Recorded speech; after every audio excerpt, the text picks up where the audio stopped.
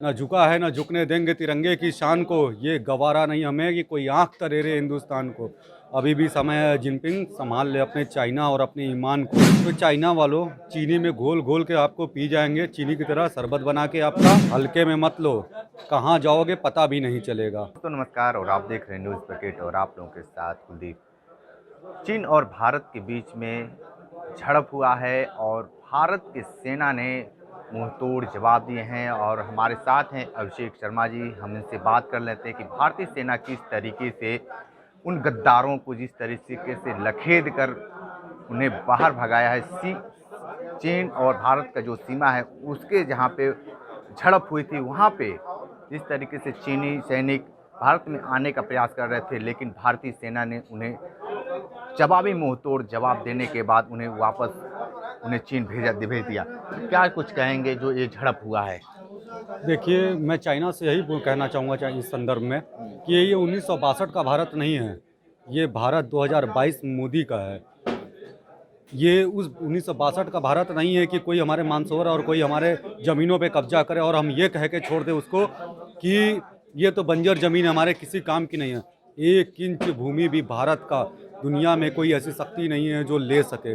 और रही बात नूडल खाने वालों की, चाइनाओं की, तो चाइना वालों, चीनी में घोल घोल के आपको पी जाएंगे, चीनी की तरह शरबत बना के आपका। भारत से टकराने की हिम्मत मत करना, ठीक है? ना झुका है ना झुकने देंगे तिरंगे की शान को, ये गवारा नहीं हमें कि कोई आंख तरे रे हिंदुस्तान को। अभी भी समय है जिनपिंग, संभाल ले अपने चाइना और अपने ईमान को, वरना खाक में मिला देंगे हम तेरी चाइना को। इसलिए मैं जो चीन को सख्त लहजे में कहना चाहता हूँ कि भारत का एक एक बच्चा बच्चा, हर धर्म जाति संप्रदाय भारत के सैनिकों के साथ है, उनके जज्बे के साथ है। और हमारे सैनिकों का जज्बा इतनी ऊंचाई पर -30 डिग्री के लगभग वहाँ टेम्परेचर रहता है, वहाँ पर वो हमारे देश की हिफाजत के लिए खड़े हैं। वो अपने जज्बे से लड़ते हैं। और चाइना के सैनिक ज़बरदस्ती जबरन उनको सेना में भर्ती किया जाता है, और हम लोग, हमारे परिवार, हमारे लोग अपनी इच्छा से मातृभूमि की सेवा के लिए वहाँ जाते हैं। तो मैं यही कहना चाहूँगा कि चाइना, अभी भी समय है, विचार कर लो, भारत से टकराने की हिम्मत मत करना। 1 इंच भी ज़मीन भारत की तुम छीन नहीं सकते। हल्के में मत लो, कहाँ जाओगे पता भी नहीं चलेगा। प्रधानमंत्री नरेंद्र मोदी का क्या अगला कदम हो सकता है? देखिए, हमारा देश हमेशा से शांति प्रिय रहा है। भारत ने कभी भी पहले किसी के ऊपर आक्रमण नहीं किया, ये हमारा इतिहास गवाह है सदियों से। परंतु कोई भी अगर हमारी तरफ आंख तरेरेगा या गलत नीयत से देखेगा, तो हमारे प्रधानमंत्री जी 56 इंच का सीना रखने वाले एक बार भी विचार नहीं करेंगे जब बात आ जाएगी भारत की शान, आन और भारत माता की लाज की। एक एक बच्चा भी भारत के सेना के साथ कंधे से कंधा मिला के अपना कर्तव्य निर्वहन करेगा। आपको क्या लगता है कि आप जिस तरीके से बता रहे हैं कि 2022 में चल रहे हैं, इसके पहले 62 की आप बात बता रहे थे, क्या कुछ अंतर है? क्या उस समय इक्विपमेंट था हमारे पास? कितने इक्विपमेंट थे हमारे पास?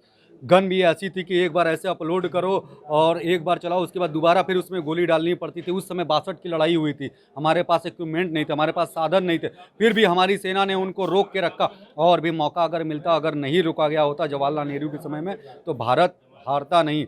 लेकिन वैश्विक कारणों की वजह से भारत को रुकना पड़ा। हमारे रुकने को, हमारे राजनीतिक कारणों को वो हमारी पराजय ना समझे। भारत न कभी हारा है, न कभी हारेगा, ये इतिहास गवाह है। और रही बात हमारे राजनीतिक, इस समय जो परिवेश चल रहा है, राजनीतिक परिवेश हमारा ऐसा है कि विश्वास करिए, किसी भी लड़ाई या किसी भी इस तरह की में एक उदार और कठोर निर्णय लेने की आवश्यकता होती है। एक कठोर राजनीतिक जो इस बारे में एक बड़ा फैसला ले सकें, एक निर्णय ले सकें, ऐसी क्षमता हमारे सरकार में है, भाजपा सरकार में। और ऐसी क्षमता हमारे प्रधानमंत्री में, हमारे गृह मंत्री और हमारे रक्षा मंत्री में है।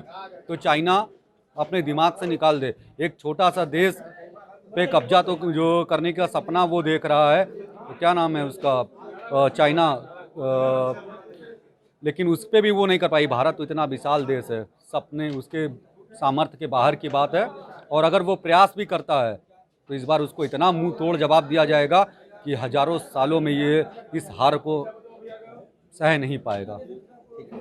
तो ये अभिषेक जी थे और चाइना को ये इन्होंने भी अपने तरह से मुंहतोड़ जवाब दे दिए हैं कि अगर चाइना अगर अभी संभलना है तो अभी भी संभल जाओ, क्योंकि ये जो भारत है ये वो भारत है जो एक छोटा सा बच्चा जैसे ही उसको थोड़ा सा ज्ञान होता है तो अपनी शहादत देने के लिए तैयार हो जाता है। उसको पता होता है कि देश के लिए मरना है, क्योंकि जिस तरीके से यहाँ पे ऐसे ऐसे अग्निवीर हैं जो फ्री में देश की सीमा को लड़ने के लिए तैयार हैं, लेकिन अभी तक जिस तरीके से चीन ने दुस्साहस किया है ये कहीं ना कहीं बहुत गलत है।